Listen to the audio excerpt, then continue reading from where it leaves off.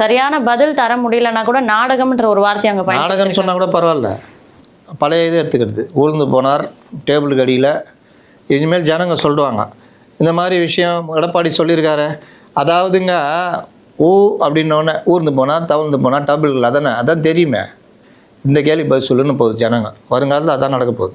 எப்போ பார்த்தாலும் இதுவே ஊர்ந்து போய் தவழ்ந்து போய் தஞ்சாவூருக்கு போயிட்டாரே, அதனால தானே அடிச்சு போட்டு ஓடுறீங்க. உங்களுக்கு அதை பற்றி தெரியுமான்னு கேட்குறேன். அடிப்படை தெரியுமா? விவசாயத்துடைய அடுத்து விவசாயம் இது வரப்போகுது. அதுக்கு நீங்கள் பண்ணுறதுக்கு முன்னாடியே மழை நீர் இது. அப்போ பருவமழை காலத்தில் என்னென்ன முன்னெச்சரிக்கை ஏற்பாடு, பருவமழைக்கு முன்னாடி என்னென்ன பண்ணணும், செப்டம்பர்லேயே ஆரம்பிச்சிடுவோன்றாங்க. சசிகலாவிலேருந்து, அன்புமணி ராமதாஸ்லேருந்து, எடப்பாடியிலேருந்து, நயினார்லேருந்து பலரும் இதை வலியுறுத்திட்டாங்க. ஆனால் நீங்கள் எனக்கு என்னென்னு இருந்துட்டு இதில் இந்த ஆணவத்தனமான பதில் இருக்குல்ல, அவங்க ஆட்சியில் பார்த்தினா 3 இன்ச்சு முளைச்சிது, எங்கள் ஆட்சியில் 1/2 இன்ச்சு தான் முளைச்சதுன்னா திமிரு தானே. இந்த ஆணவத்துக்கு தான் வீட்டில் உட்கார வைப்பாங்க.